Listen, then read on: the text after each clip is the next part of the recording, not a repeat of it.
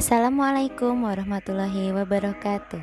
Halo anak-anak semuanya, kembali lagi ke video pembelajaran matematika oleh Bu Farah. Pada pertemuan kita kali ini sudah masuk ke pertemuan kedua dari bentuk aljabar ya. Dan sekarang kita akan masuk ke operasi aljabar. Nah, tapi untuk operasi aljabar ini akan saya bagi menjadi beberapa bagian. Jadi akan mungkin 2 atau 3 pertemuan kita bahas tentang operasi aljabar supaya kalian bisa memahami lebih mendalam bagaimana operasi aljabar. Nah, perlu kalian ingat-ingat kembali ya materi-materi yang kemarin seperti apa sebelum kalian mulai masuk ke sini, karena jika kalian tidak memahami materi yang kemarin mungkin akan sedikit kesulitan untuk masuk materi yang sekarang ini. Untuk memulai pembelajaran pada kesempatan kita kali ini, marilah kita melafalkan bacaan basmalah terlebih dahulu bersama-sama. Bismillahirrohmanirrohim. Yuk kita langsung masuk ke pembelajarannya. Nah, pada pembelajaran yang sebelumnya, kalian masih ingatkan tentang variabel, koefisien, dan konstanta? Saya ingatkan lagi ya, kalau variabel itu adalah peubah yang belum diketahui nilainya dan dia merupakan simbol huruf. Jadi semua huruf kecil yang ada di dalam bentuk aljabar itu adalah variabel. Kemudian ada juga koefisien. Koefisien yaitu bilangan yang menyertai dan menunjukkan banyaknya variabel. Jadi dia adalah angka yang menempel pada huruf seperti itu. Kemudian ada juga konstanta yaitu suku tetap berupa bilangan real. Nah, di sini kita melihat ya ada kata-kata suku. Pada pembelajaran ini akan saya bahas apa itu suku. Nah, suku itu adalah bagian dalam aljabar yang dipisahkan dengan operasi penjumlahan atau pengurangan. Nah, jadi suku itu terdiri dari variabel saja atau sebuah variabel yang memiliki koefisien ataupun hanya konstanta saja. Nah, jadi contohnya seperti ini, ada bentuk aljabar 2x ditambah 3y dikurangi 1. Nah, karena suku itu dipisahkan oleh penjumlahan dan pengurangan, maka bentuk aljabar di atas memiliki 3 suku. 3 sukunya yang mana saja, Bu? Ini dia. Ada 2x, ada 3x, dan ada 1. Perhatikan ada penjumlahan dan pengurangan yang membatasi mereka masing-masing. Dan mereka memiliki huruf yang berbeda-beda ya. Ada yang memiliki huruf X, ada yang memiliki huruf Y, dan ada yang tidak memiliki huruf. Nah, maka masing-masing dari huruf yang berbeda ini mereka adalah satu suku. Jika dipisahkan dengan penjumlahan dan pengurangan seperti ini, maka bentuk aljabar yang kita lihat saat ini memiliki 3 suku. Dapat dipahami ya? Nah, selain suku, kita juga mengenal yang namanya suku sejenis.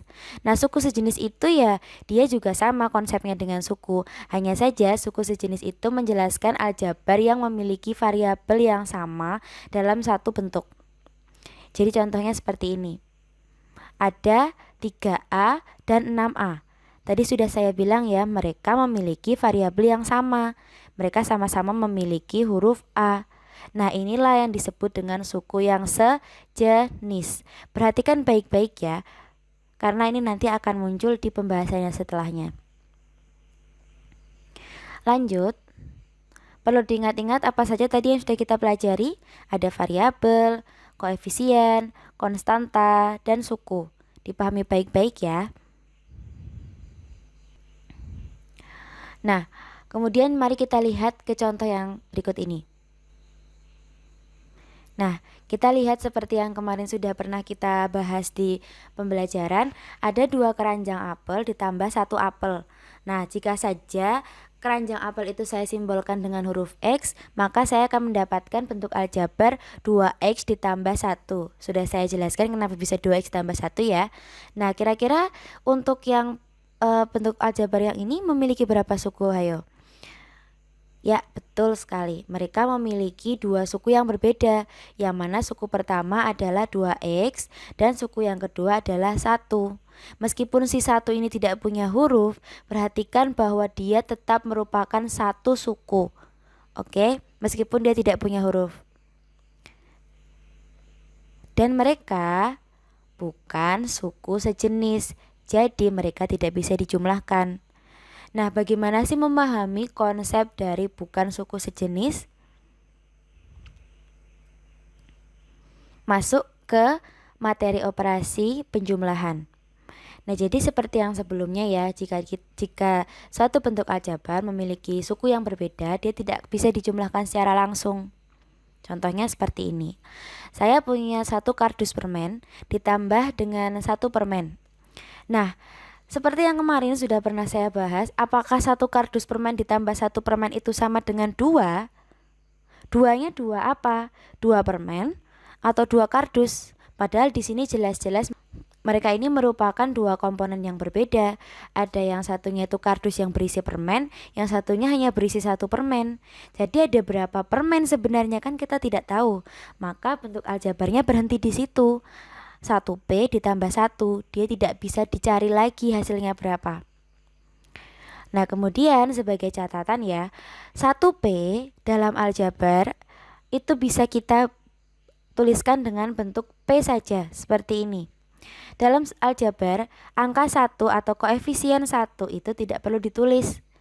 Jadi mau berapapun atau mau siapapun huruf di belakang sini, bisa dia P, bisa dia A, B, C, D, X, Y, Z dan lain sebagainya. Kalau ada angka 1 di depannya tidak perlu ditulis pun tidak masalah. Hasilnya tetap sama. Jadi 1P itu sama dengan 1. Oke, diingat-ingat ya, karena mungkin saya akan jarang sekali menggunakan angka 1 di depan variabel seperti ini.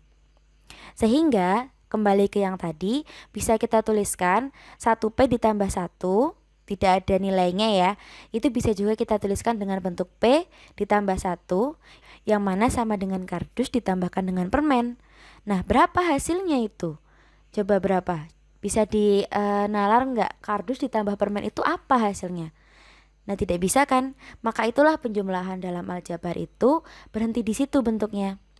Kecuali nanti kalian masuk ke materi yang berikutnya, itu beda lagi. Untuk aljabar, materi aljabar sampai di titik ini saja. Kalau sudah paham, yuk kita lanjut ke materi selanjutnya.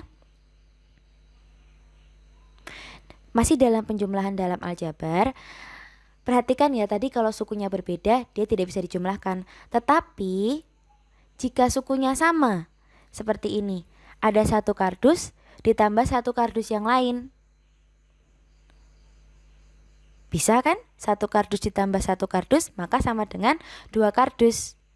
Kalau misalkan kardus itu tadi saya simbolkan dengan huruf P, maka 1P ditambah 1P sama dengan 2P. Atau satunya ini tidak perlu dituliskan, sehingga P ditambah P sama dengan kardus ditambahkan dengan kardus akan menjadi 2 kardus, yang mana hasilnya adalah 2P. Seperti itu dapat dipahami ya. Kenapa koefisien itu menyatakan banyaknya variabel? Seperti inilah. Didapatkan dari sinilah pernyataan koefisien itu. Ada 2 kardus, yang kardusnya kita simbolkan dengan huruf P menjadi 2P. Lanjut. Masih dengan penjumlahan dalam aljabar ya. Nah, sehingga dapat diambil kesimpulan bahwa penjumlahan dalam aljabar hanya bisa dilakukan apabila mereka memiliki suku yang sejenis. Masih ingat kan tadi suku yang sejenis yang mana? Coba kalian putar lagi video ini dari yang suku sejenis kalau masih belum paham. Jadi suku sejenis itu adalah suku yang memiliki variabel yang sama, contohnya seperti ini. Saya ingin menambahkan 2 toples kue ditambah 1 toples kue. Mereka sama-sama toples kue kan? Nah, maka akan mendapatkan 3 toples kue. Nah, kalau misalkan toples kuenya itu saya ganti dengan simbol K, maka 2K ditambah K sama dengan 3K. Jangan bingung kenapa ini tiba-tiba muncul K saja, nggak ada angka satunya ya. Karena angka 1 atau koefisien 1 itu dalam aljabar jarang sekali dituliskan. Ingat-ingat, hanya suku sejenis yang bisa dijumlahkan dalam aljabar. Jadi mungkin mereka sama-sama memiliki huruf yang sama, atau malah sama-sama tidak punya huruf seperti yang biasa kalian jumlahkan itu. Misalkan kayak 1 tambah 5 sama dengan 6, 1A tambah 2A sama dengan 3A. Seperti itu ya. Oke, Nah, penjumlahan dalam aljabar ini dia juga berlaku dalam pengurangan dalam aljabar. Jadi pengurangan dalam aljabar pun juga memiliki konsep yang sama, hanya saja dia bentuknya adalah pengurangan. Seperti ini misalnya.